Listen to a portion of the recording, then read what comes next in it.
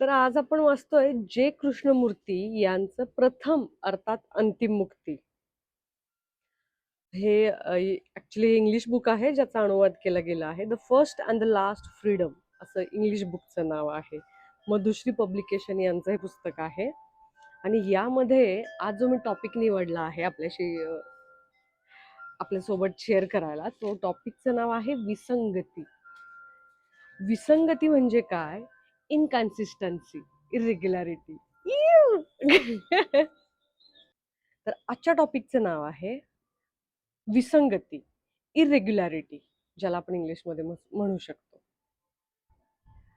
आपल्या अंतरंगात आणि बाहेरही आपल्याला परस्पर विरोध, विसंगती दिसते.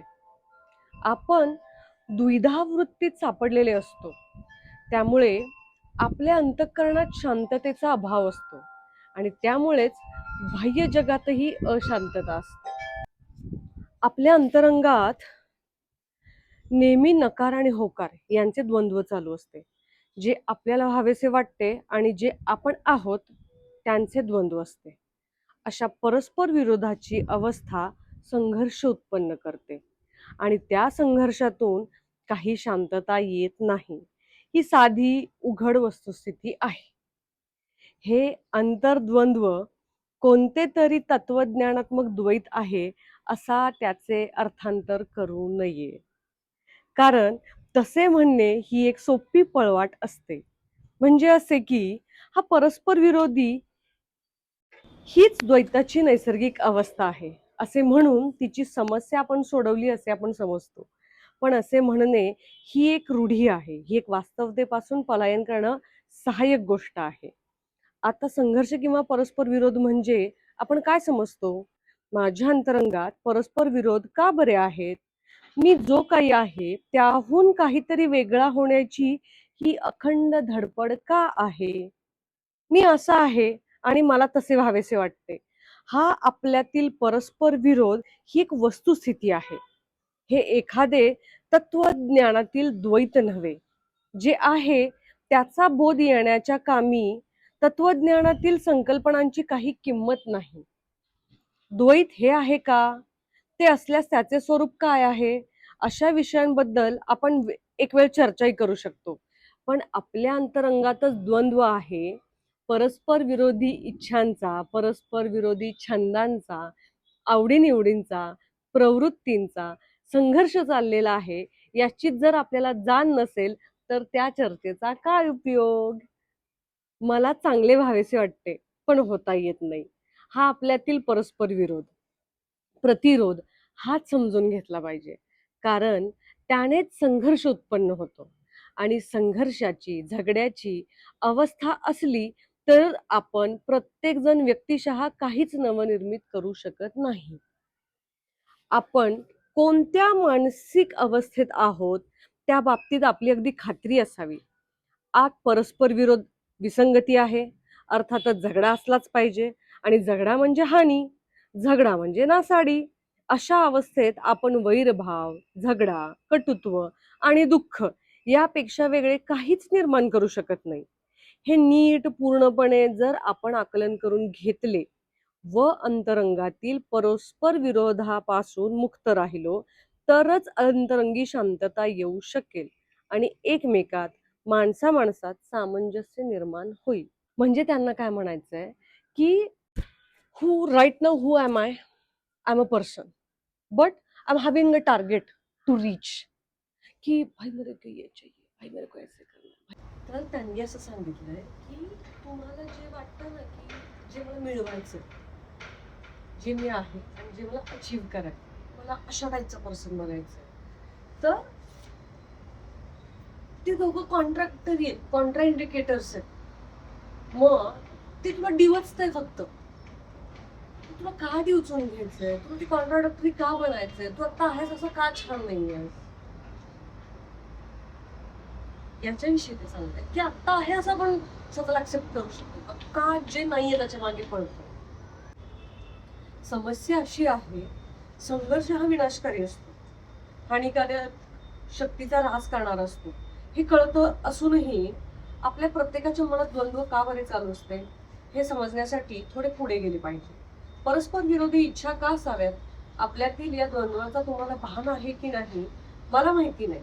पाहिजे आणि नको हे द्वंद्व कशाचे तरी स्मरण आणि नवीन काहीतरी प्राप्त करण्यासाठी ती विसरून जाण्याचा प्रयत्न. नुसते पहा, हे अगदी सरळ आहे आणि साहजिक आहे. अद्भुत वगैरे काही नाही. अंतरंगात परस्पर विरोध आहे ही वस्तुस्थिती आहे. मग प्रश्न असा की हे द्वंद्व का उद्भवते? काहीतरी माझ्या आतमध्ये आहे, काहीतरी something I want to achieve. हे दोन तरी कॉन्ट्राक्टरी गोष्टी आहेत, राईट? मग why they are fighting with each other? हे कळलं की दोन कॉन्ट्राइंडिकेशन्स आर स्टेइंग टुगेदर. हा, मग आय वॉन्ट टू नो की वाय देर आर डिफरन्सेस. आता ते बघूया काय. परस्पर विरोध म्हणजे आपण काय समजतो? एका अनित्य अवस्थेच्या विरोधी दुसरी अनित्य अवस्था, असाच त्याचा अर्थ असतो, होय की नाही? एक इच्छा माझ्या ठिकाणी कायमची आहे असे मला वाटते. मी ती इच्छा नित्य माझ्या मनात धरतो आणि नंतर दुसरी एक इच्छा उगवते व ती पहिल्या इच्छेच्या विरुद्ध ठरते. या परस्पर विरोधाने संघर्ष निर्माण होतो व तोच हानिकारक आहे. म्हणजेच असे म्हणता येईल की मनात सदोदित एक इच्छा दुसरीला नकार देत असते. एक छंद, एक उद्योग दुसऱ्या प्रवृत्तीला प्रतिरोध करत असतो. आता कायम स्वरूपाची इच्छा अशी काही असते का? निश्चितपणे सर्वच इच्छा मूलतः अनित्य असतात. परमार्थिक दृष्टीने नव्हे, प्रत्यक्ष व्यवहारात मला नोकरी पाहिजे असते, म्हणजे सुखाचे साधन म्हणून मला नोकरी हवी असते आणि ती मिळाली की मी असमाधानी होतो. मला व्यवस्थापक व्हावेसे वाटते, मग वाटते मालकच व्हावे, वरचढ करावे. हे या स्थूल ऐहिक जगाचे नव्हे तर तथाकथित धार्मिक जगातही असते. शिक्षकाला मुख्य शिक्षक नाही तर प्राचार्य व्हायचे असते. पाद्री असतात त्याला बिशप व्हायचे असते. शिष्याला गुरु सिद्ध व्हायचे असते. म्हणजे आहे या पोझिशन वरून everyone who wants to rise themselves or own self uplift. Yes, correct, uplift.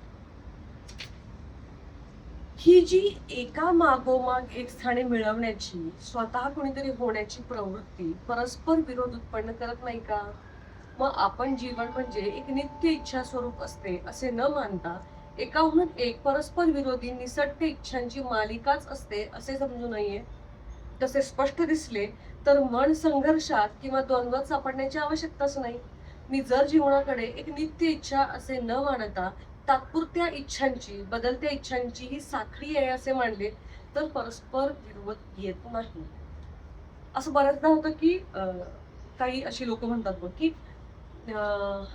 तू एकाच गोष्टीची फोन का राहत नाहीस? 6 महिन्यांखाली तुला असं वाटत होतं, 6 महिन्यांखाली तुला असं वाटत होतं. आता ध्यानाला बसशील, आता काय हॉर्स रायडिंगला जाशील, आता शाळेत जाशील तर आताच काय मध्येच काहीतरी वेगळं करायला जाशील. Why you are not fix with something? तर तेच सांगतायत हे की इथं परमनंट असं काही नाही.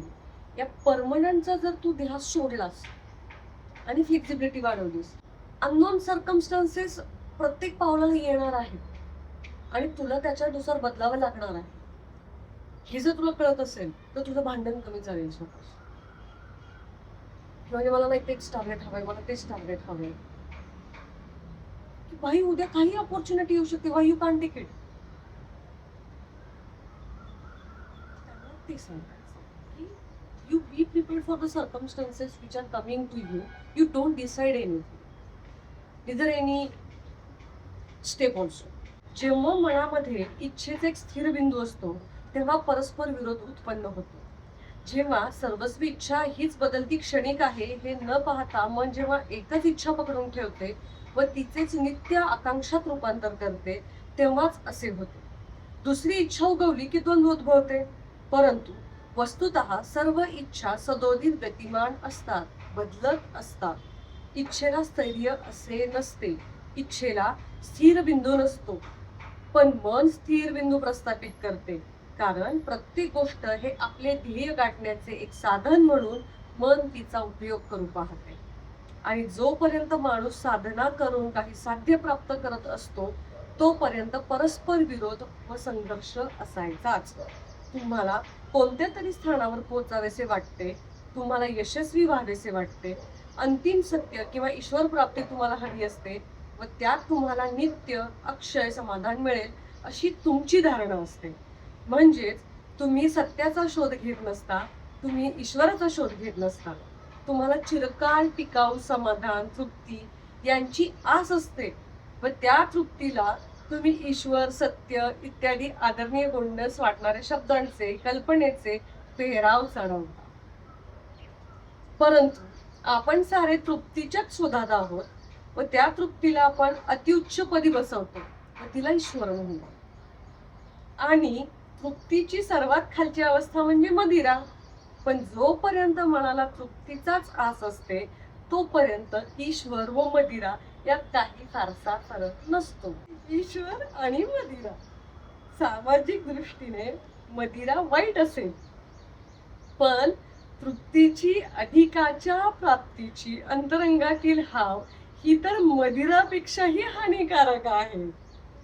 तुम्हाला खरोखर सत्य शोधायचे असेल तर तुम्ही अत्यंत सचोटीचे, प्रामाणिक असले पाहिजे. केवळ वाचने नव्हे तर सर्वस्वी तसे असले पाहिजे. तुम्ही असाधारण रीतीने स्पष्ट असले पाहिजे आणि जर वस्तुस्थितीला तोंड देण्यास तुम्ही तयार नसाल तर तुम्ही निर्मल स्पष्ट असू शकत नाही. आणि वस्तुस्थिती म्हणजे the present tense. Whatever is coming to you, just face it. आता आपल्या प्रत्येकाच्या ठायी विरोधाभास, विसंगती कशामुळे उत्पन्न होते? आपण कोणीतरी व्हावे याच इच्छेमुळे होते, नव्हे का? आपण सारे स्वतः कोणीतरी व्हावे अशी इच्छा करत असतो. आपल्याला जगात यश मिळावे आणि अंतरंग सुद्धा काहीतरी फळ मिळावे असे आपल्याला वाटत असते. जोपर्यंत आपण काळाच्या रूपात, मिळणाऱ्या यशाच्या रूपात, अधिकार पदाच्या रूपात विचार करत असतो तोपर्यंत विरोधाभास, विसंगती असणारच. सरतेशेवटी मन सुद्धा काळाचेच फलस्वरूप असते. विचार हा भूतकाळावर, कालपर्यंतच्या संचितावर आधारलेला असतो आणि जोपर्यंत विचार काळाच्या क्षेत्रातच विचार करत असतो, भविष्याचे वेध व हिशोब करत असतो, काहीतरी मिळवावे, प्राप्त करावे, कुणीतरी व्हावे अशा रूपात कार्यशील असतो, तोपर्यंत विसंगती असणारच. कारण त्यावेळी आपण जे आहे त्याला अचूकपणे सामोर जाण्यास असमर्थ असतो.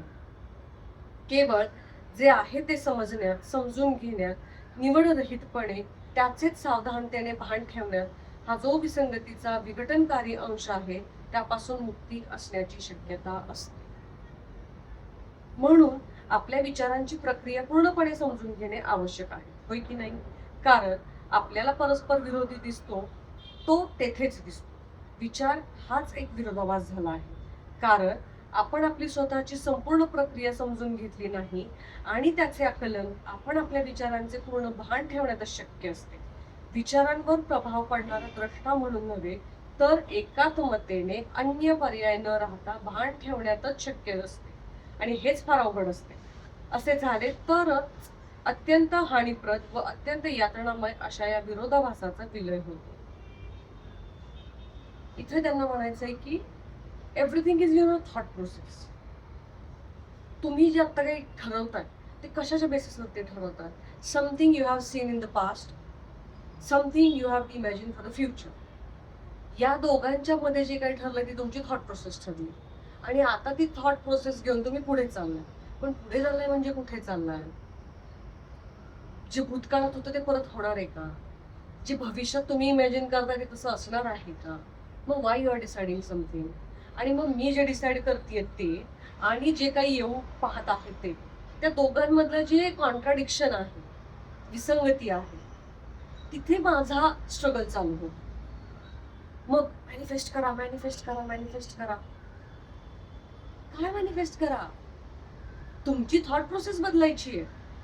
बेसिकली मॅनिफेस्टेशन सुद्धा जे करायला आता अनेक प्रोजेक्ट शिकवत आहेत किंवा आता बऱ्याच गोष्टी आपण स्वतः ते लर्नेबल झालेले आहोत. म्हणजे काय करतोय आपण की आपली जी ही विस्कटलेली वैचारिक पातळी आहे तिला एक योग्य स्वरूप देता येते का, तिला योग्य थॉट प्रोसेस देता येते का, तिला जरा जास्त चांगल्या शब्दांचं इनपुट देता येत आहे का? कारण की आपल्याकडे आता मी छान आहे हे म्हणण्यासारखं ही वर्डिंग्स नाहीये. कारण स्वतःलाही कमांड द्यायची असते याची कुठं कल्पना आहे ना आम्हाला. सो मॅनिफेस्टेशन तुम्हाला काय शिकवतंय? स्वतःला कमांड देण्यासाठी शिकवतोय. स्वतःला विचार काय वेगळ्या पद्धतीने किंवा स्वतःबद्दल असू किंवा इतरांबद्दल असेल काय चांगला विचार केला जाऊ हेच शिकवतं. त्यांचंही हेच म्हणणं आहे की तू जे विचार करतीयस त्यावरती तू पुढे जाणार आहेस. जोपर्यंत आपण एखाद्या मानसिक फलाची अपेक्षा धरतो, जोपर्यंत आपल्याला आंतरिक सुरक्षितता हवी असते, तोपर्यंत आपल्या जीवनात परस्पर विरोध विसंगती असणारच. या विसंगतीची जाणीव आपल्यापैकी बहुतेकांना आहे असे मला वाटत नाही, किंवा जाणीव जरी असली तरी आपण त्या विसंगतीला सार्थपणे ओळखत नाही. उलट परस्पर विरोधाने आपल्या जगण्याला चालना मिळते. विसंगतीतील झगडा, प्रयत्न यामुळेच आपल्याला आपण जिवंत आहोत असे वाटते. जिवंतपणाचे लक्षण म्हणजेच विरोधाभास असे आपण धरून चालतो. अरे स्ट्रगल म्हणजेच लाईफ आहे ना, प्रयत्न करत राहिलेच पाहिजे ना, लाईफ मध्ये असंच असतं ना. हू डिसाइडेड दिस? म्हणूनच आपण युद्धावर प्रेम करतो. म्हणूनच कोंडमारा व झगडे यात आपल्याला मजा वाटते.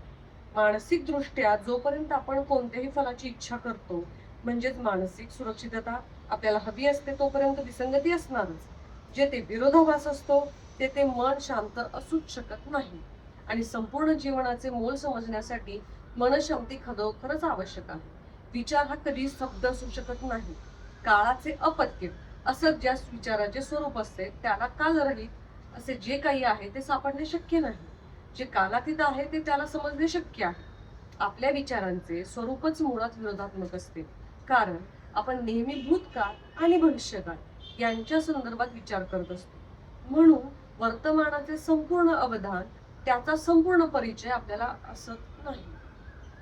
माणूस फिगर कधी होतो की ही समोरची XYZ व्यक्ती आहे, या XYZ व्यक्तीसोबत मला इमोशनल सिक्युरिटी मिळते, आणि माझ्या वेळेनुसार जर ती व्यक्ती अवेलेबल नाही झाली, मी इन्सिक्युअर होणार, मी घाबरणार, मी फुल हलणार एकदम की हाऊ कुड दिस person can't give me time. अरे नाहीये त्या व्यक्तीकडे वेळ.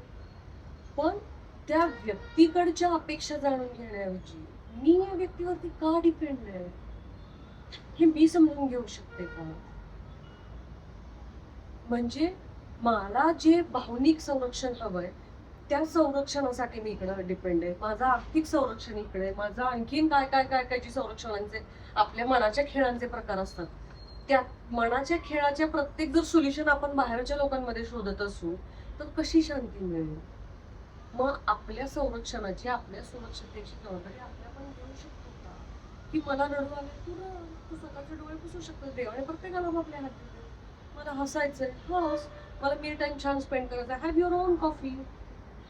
जेव्हा तुला सोसायटी अवेलेबल आहे तेव्हा घे, जेव्हा अवेलेबल नाहीये तेव्हा स्वतःला का त्रास करून घेतलीस? काय मी आता तिला बोलवलं होतं फोन करून कॉफी पिण्यासाठी, पण नाही आली ती माझ्यासोबत प्यायला. इट्स ओके, ही माझ्यात नाहीच आहे. मी इट्स ओके ओरली म्हणेल, पण आतमध्ये जे त्रागा चालू असेल ती म्हणजे विसंगती. आपण तिथून कुठून स्वतःला बाजूला करू शकतो का? शांत राहू शकतो का? तिथे अपेक्षांपासून आपण स्वतःला जरा डिस्ट्रॅक्ट किंवा बाजूला घेऊ शकतो असं थोडक्यात मी सांगायचा प्रयत्न करते.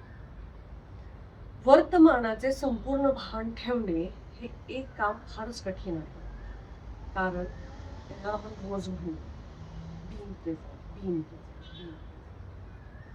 कारण इट्स रिअली व्हेरी डिफिकल्ट. आपण जे लिटरली आपण आज सकाळी उठतोय की मी दुपारी काय करणार आहे यासाठी, की उद्या मला काय अचीव्ह करायचं आहे यासाठी. अरे ते नाही का 2026 माझं हे टार्गेट आहे ते कम्प्लीट करण्यासाठी. मी आज सकाळी उठतोय माझा हा दिवस किंवा हा क्षण स्पेंड करण्यासाठी नाहीच. वर्तमानाचे संपूर्ण भान ठेवणे हे काम फारच कठीण आहे, कारण कोणतीही फसगत न होता वस्तुस्थितीला सामोरे जाण्यास मन असमर्थ असते. विचार हा भूतकाळातून निर्माण होतो आणि तो केवळ भूतकाळाच्या किंवा भविष्यकाळाच्या संदर्भातच कार्य करू शकतो. वर्तमान काळात वास्तवतेचे पूर्ण भान त्याला असू शकत नाही. जोपर्यंत विचार, जो मुळात भूतकाळाची निर्मिती असतो, तो जोपर्यंत विसंगतीचा निराश करण्याचा व त्यातून उत्पन्न झालेले प्रश्न सोडवण्याचा मुद्दा प्रयत्न करतो, तोपर्यंत तो केवळ विशिष्ट परिणामांचा मागोवा घेत असतो, ध्येय मिळवण्यासाठीच धडपडत असतो. अशा विचारांमुळे जास्त विसंगती निर्माण होते. म्हणूनच झगडा, विपत्ती आणि गोंधळ यांची आपल्यामध्ये आणि जगातही निर्मिती होते. विसंगतीतून मुक्त असण्यासाठी आपणाला निवडरहित राहून वर्तमानाचे भान असले पाहिजे. समोर वस्तुस्थिती ठाकली असता आपल्याला पर्याय उरतोच कसा? खरोखर जोपर्यंत विचार हा काहीतरी होणे, बदल करणे, फेरफार करणे अशा संदर्भात वास्तवतेवर परिणाम घडवण्याचा प्रयत्न करत असतो, तोपर्यंत वस्तुस्थितीचा बोध होणे कठीण होऊन बसते. म्हणून स्वतःला समजून घेणे हाच बोधाचा प्रारंभ असतो.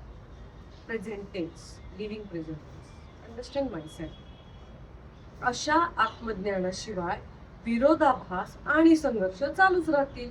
स्वतःची संपूर्ण प्रक्रिया, संपूर्ण अस्तित्व समजून घेण्यासाठी कोणी तज्ज्ञ किंवा अधिकारी माणूस लागत नाही.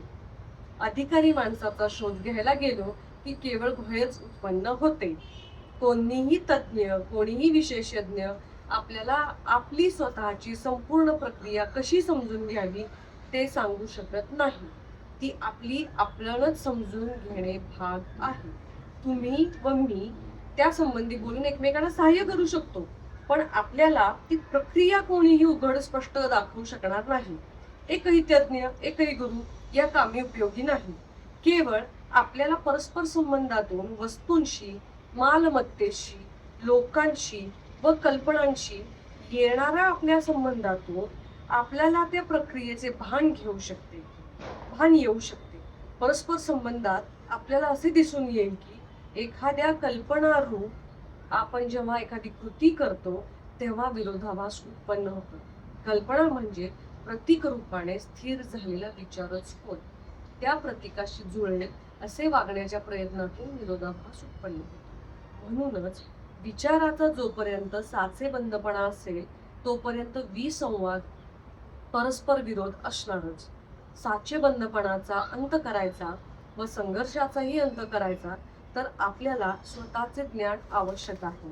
स्वतःचे ज्ञान, निजबोध ही काही थोड्यांसाठीच राखून ठेवलेली प्रक्रिया नाही. आपल्या रोजच्या बोलण्या चालण्यात आपण कसे विचार करतो, आपल्या भावना कशा आहेत, आपण दुसऱ्याकडे कसे पाहतो, यातूनच आपली स्वतःची ओळख होत असते. आपल्याला जर क्षणाक्षणाला आपल्या हरेक विचाराचे, भावनेचे अवधान राहिले तर आपल्याला परस्पर संबंधातून स्वतःची संपूर्ण प्रक्रिया समजून येते हे स्पष्ट दिसेल.